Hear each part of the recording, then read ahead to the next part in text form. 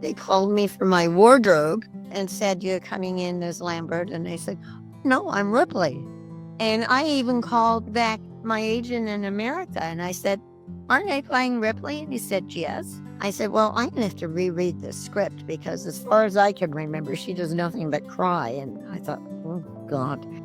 Well, Veronica Cartwright, is this true? After moving from the UK, where you were born, to the US, you began as a child model and became known as the Kellogg's Cornflakes Girl. Yes, I was. I did cornflakes, I did sugar smacks, and I did Rice Krispies. And we started out with modeling and things like that, little bathing suits and Catalina catalogs and stuff like that. And so, yeah. And then I actually did a show in 1957, which was the Angray Theater. The guest star that week was Barbara Stanwyck. I was like 7 or 8. But the thing I was fascinated about was the fact that she gets shot in the street, this dusty street, and they poured Hershey's syrup on her for the blood. And I just thought that was fascinating. No, and then I was on Leave It to Beaver. I was Violet Rutherford. But I also played other characters because in those days they didn't really care whether you were, you know, Debbie on one show and Violet on another. And then but primarily I was Violet, but I played 3 different characters on there. So, And I think you're in the Leave It to Beaver record books as the first person to give the beaver a kiss. I did. I gave Beaver a kiss. And then years later, when they did Still the Beaver, which was like him now having a family, I did a guest spot and I came back on as Violet Rutherford. And I was a real estate agent. I think I had a sideline of being a dominatrix. I wore leather a lot in the episode. And they interspersed it with the kiss from when I was 9 years old. And he was like panic stricken, it was like, oh my God, is she going to kiss me? And they interspersed it. It's very cute. It was a really fun show. But before Leave It to Beaver, going right back, you know Robert Wagner, called In Love and War. What are your memories of working with Robert Wagner? Well, I thought he was really nice. He was incredibly handsome. Yes. And I remember Natalie Wood coming down and watching a scene, and she sat in a director's chair, a high director's chair next to the camera. And I can remember what she was wearing. She was wearing white capris and this like white top. I thought, wow, look at her. I mean, with her little pixie haircut that she had. And well, she was like so cool. And but Robert Wagner was very, very nice to me. Years later, I did a movie called Sparkler, and his daughter was one of the producers on it. So he came up to me afterwards and he goes, "Don't know if you remember me, but I played your brother." Were your mum and dad in the business? Were they performers in any way? No, my dad actually was a technical artist, and he used to draw like engines of things and draw them and give the manuals, do all the manuals for how you build these things. So it was after the war. They were trying to build a house. Everything was just absolutely impossible to get materials. So he sort of felt there were 2 options. He could go to Australia or he could go to America where he wanted. But you needed to have a sponsor in order to come to America. So we found a distant aunt who sponsored us into Canada. And we went into Canada for 2 years, and then we drove cross country. I think that was 55. So we ended up in El Segundo. My mother knew nobody. She wondered how you meet people. And the landlady who had the telephone, we didn't even have a telephone. She said, well, you should talk to Mrs. Robinson. Her daughter does modeling and things like that. And that seems to be like you could meet people that way. We got this agent, Lola Moore.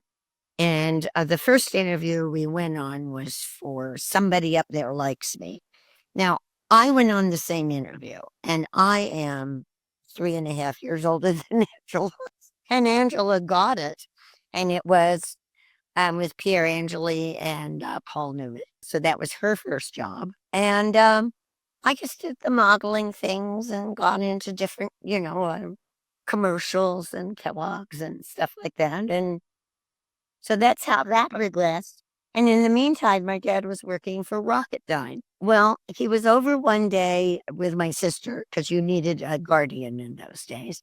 So he was over there and he heard that they were doing Tora Tora Tora.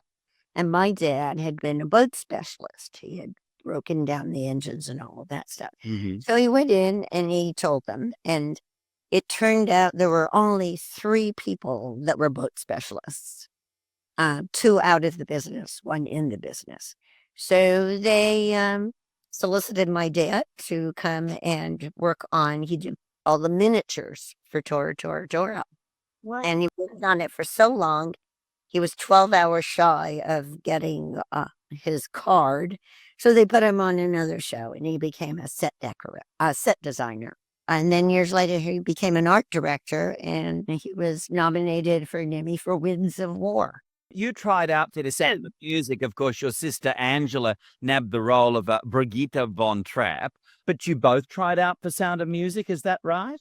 Yes, Heather Urich or Heather Menzies got the role that I was up for, which was so bizarre because, we were actually sisters, but I didn't get it. But on the way out, the casting man, Michael McLean, he says to me, I have you in mind for something. Mm-hmm. So I said, oh, okay. So when I was over in Austria with Angie, because, they were gone for 3 months or so, and you needed to have a school teacher, they asked if I could go. So I went over and, did my schoolwork. And while I was over there, I get a call to come back and do the pilot of Daniel Boone. Fess Parker, of course, Daniel Boone. You played his daughter. Now, that must have been fun with those coonskin hats and all the rest of it. Oh, God. And it seemed that during the summer, when it was hot, is when we would wear our wool outfits and do the, the winter shows and wear our corsets and all of that stuff. But what was so funny about it was there was a lodge. It was 20th Century Fox Lodge, and that was on Western Avenue. And then there was the big 20th Century Lodge, which was on Pico. My sister was doing Lost in Space, and I was doing Daniel Boone. And they built the entire forest and the cabin and everything on a soundstage. And then every summer we'd go out and do like lake scenes and things like that. So, and Fess Parker he was just a lovely, lovely man. Speaking of your sister Angela, as I understand it, there is no career jealous as you're a couple of years older. So my parents were really great about, like when I did the children's hour. So my dad took off work so that he could come and be with me during that period of time. My mother also, they would rotate because somebody had to take Angela to work. It was always like a family thing. And I think that was the big difference. Angela was on series and I did TV and movies. And so, we look different. She's got dark hair and dark eyes, and I have blonde hair and blue eyes. And so we couldn't even be up for the same parts. No. We did get to play sisters, though, on Alfred Hitchcock Presents, called the Schwartz Methicillin Method. So I don't know. I think a lot of it had to do with our parents, and we weren't just sort of doled off and, oh, you go do this and you do that. There was care taken. Alfred Hitchcock Presents, of course, one of the great series. But then from there, you went on to star in one of the classic Hitchcock movies, The Birds, with Tippi Hedren and, of course, Australia's Rod Taylor. And that scene, Veronica, where the birds come swooping down that chimney. How on earth did they do that?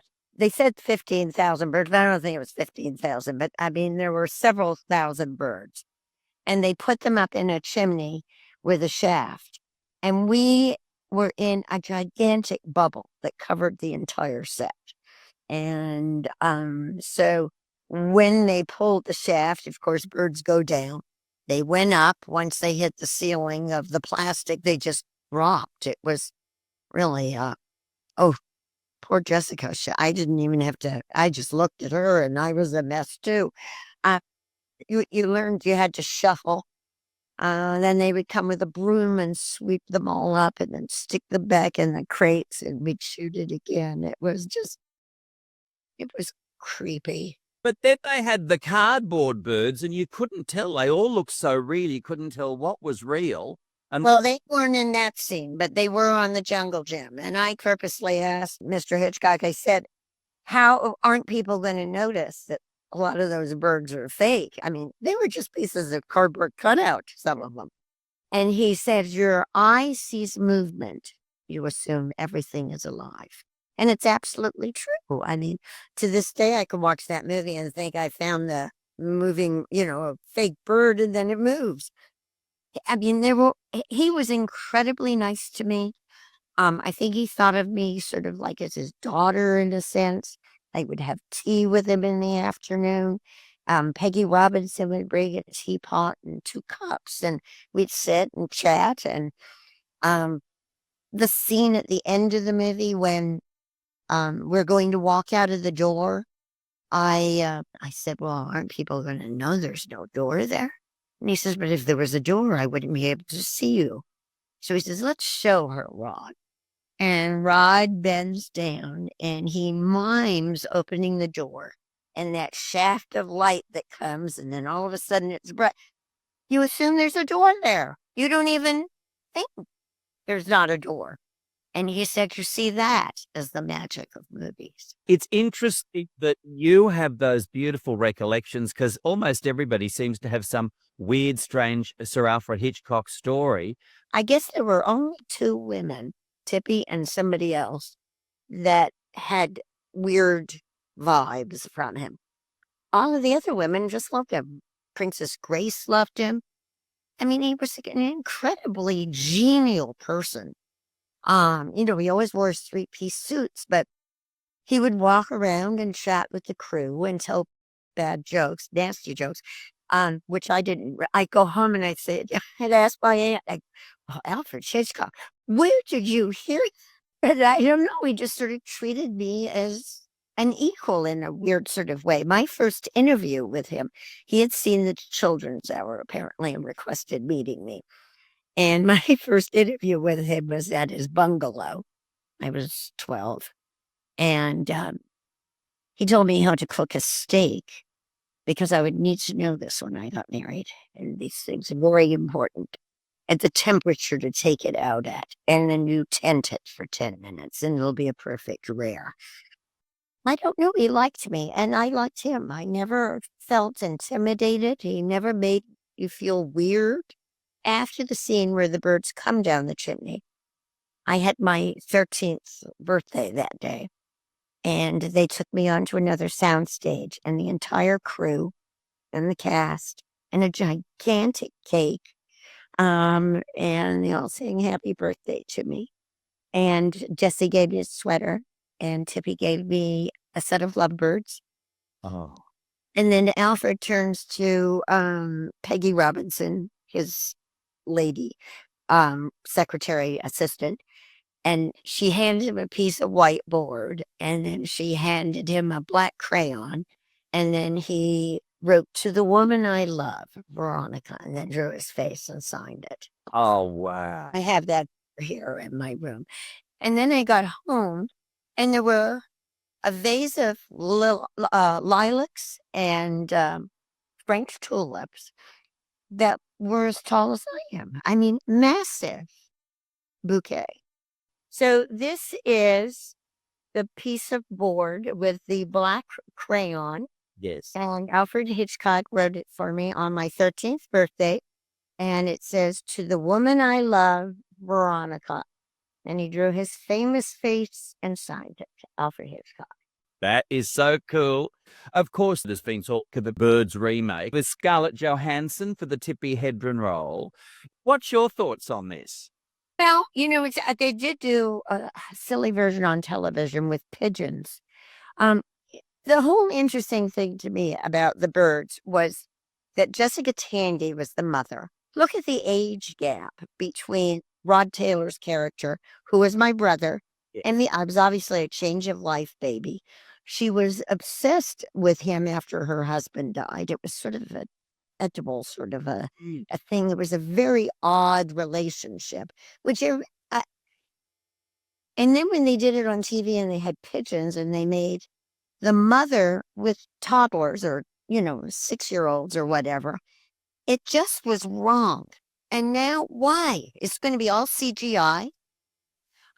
We actually used real birds. I mean, why are they doing that? It just doesn't seem right. It's like Alien. I'm sorry, but Alien, there was no CGI. The entire thing was built. I mean, and that was Bellagio. It was 7'2" in that suit.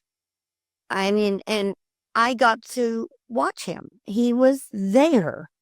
And that was what was so terrifying about it. I mean, the fact that he could roll himself up in a ball and then stand up and then just stand there. And then I would go, all right, what is he going to do now? And then he'd go like this and you go.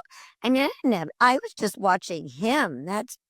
And I've done things with the little green dot and you follow the green dot. It's just not the same. Speaking about Abel, I mean, Ridley Scott, like Alfred Hitchcock, an absolute master.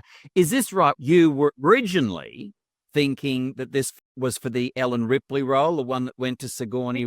I even got to England and they called me for my wardrobe and said, you're coming in as Lambert. And they said, no, I'm Ripley. And I even called back my agent in America and I said, aren't I playing Ripley? And he said, yes. I mean, it was totally a shock. I had no idea. I said, well, I'm going to have to reread the script because as far as I can remember, she does nothing but cry. And I thought, oh, God. So, but if you think about it, she really is the only smart one. Let's get off of this damn ship. She tries to take control. I mean, and nobody bothers to pay any attention to her. In discussing that chestburster scene, you had no idea what was going to happen as you're all leaning over. Is that right? I mean, you walk onto the set first off and everything's wrapped in plastic and everybody's wearing raincoats and you're thinking, oh God, this is a little weird. What's happening here? And big buckets, awful. And they had stuffed poor John, his chest. I mean, with, real livers and guts and things like that. I mean, he was like packed. And they had 4 cameras. They covered everybody. They wanted first reactions. So we sort of went for the first take. And then Ridley shouts, cut. And they had to recut the chest, because John was sitting down below and he had a fake chest on that was stuffed. And so they had to recut, so that the puppet could cut. Well, of course, that's tension building anyway. I mean, you're going, oh, okay, all right, what's going to happen? I became so fascinated, I leaned right into a blood jet and it hit me square in the face. So that, hence the reaction, oh my God. And then I backed up. It was like a Max Sennett movie. I went, da, da, da. My knees hit that banquette. I flipped upside down. There were 2 cowboy boots sitting there. I rolled over. I thought, oh my God, there's stuff in me. And I ran back around and got back into the seat. It's on one of the, somebody found it too. When we went they let us go to see the, the rushes that day. And it was hysterical. It was da, da, da, boom, gone. I just disappeared. It was, oh. But I was covered. I was just covered. Oh, it was so gross. You have gotten to work with the very great Jack Nicholson, not once, not twice, 3 times. He's wonderful. He's funny and he's got this sort of devilish quality. When Witches of Eastwick, I mean, who else would you cast? I mean, he was the perfect devil. Right. And I did not know this, but he always felt that my character was the 4th witch. I mean, really, Felicia's the one who figures out who he is. And I try to warn everybody, but my trying to warn him, he just goes after me. And they flew me into Boston to audition. And I got to actually audition with Richard Jenkins, who played my husband. Oh, God, I love him. And so my my audition scenes were the snowy egret scene, that's fine, and the throwing up scene where and I thought, oh God. Well, I said to them, how far do you want me to go? And they said, oh, we'd like to see it. I thought, oh, all right, here we go. So I think that's what got me. Nobody could believe that I started doing all, I mean, it was hysterical. But I did not know that Jack had been the one who said, you need to see Veronica Cartwright until I got the part and I was signing my contract. And then George Miller told me. He dresses up for off camera with his wardrobe. I mean, he did off camera for the ladies at the end of the movie where you don't even see him. He's on the screen. But he came in dressed in his pink outfit. He does off camera. He does all of his on camera. And he gives you the same off as he does on. He's incredibly kind and funny, and he's just great. Another great cast members too. There was Michelle Pfeiffer, and of course there was Cher. Boy, oh boy, what a remarkable performer Cher is. Was she interesting to watch working? She was a lot of fun. I mean, she would come in the morning, and then she has her wigs. She always has to wear her wigs. And then she had Renata, who sat in the corner making wigs for whatever her next project was. She said, I can't go with my natural hair. I mean, her natural hair is just like a little bob. But she said, I am so used to wearing them, I feel naked if I don't have them on. You've become something of an absolute sci-fi favorite, I think, because of Alien. Also, of course, Invasion of the Body Snatchers, where you got to work with the remarkable Donald Sutherland. Everybody would panic when he had to run down the stairs and things like that, because they were always panicked that he was going to fall. I mean, he could run like lightning, this man. I could hardly keep up with it. But, it's like his legs are all over the place. And they were going, everybody's heart was in their throat in case he fell down. And he decided that this character needed to have curly hair. Why he decided this, I'm not quite sure, but it needed to. And he did not want to get a perm because it would ruin his hair. So every morning and every afternoon, the hairdresser put him in pink rollers, perm rods all over his head. So all of our rehearsals were with Donald with rollers in his hair. I mean, oh my God, it was just hysterical. Then he'd go and he'd have it. When it came down to the last 2 weeks of the shoot, he says, oh, to hell with it. I'm so tired of this. Just perm it. We'd already shot for 3 months, and every morning, there he is with his pink rollers in his hair. Then he'd have to do it again at lunch because, humidity up in San Francisco is not kind to a roller. Oh, my God. He was so funny. He took Brooke and myself out when we first got together, and we went over to the Fairmont Hotel, and he ordered a bottle of Cristal. He says, there's no other champagne. You have to have Cristal. Okay, here's Brooke and I. And they came over and they told him, I'm sorry, sir, we don't have it. He goes, all right. We got up and we went to another route. He was great. Well, Veronica Cartwright, you're a joy. I hope we get to chat again sometime soon. Thank you so much. Bye. Bye. Well, if you love that chat, you know what you need to do. Hit that subscribe button, and also don't forget to hit your notifications. That way, you'll be alerted when a new interview drops, a new celebrity drop. Catch you next time.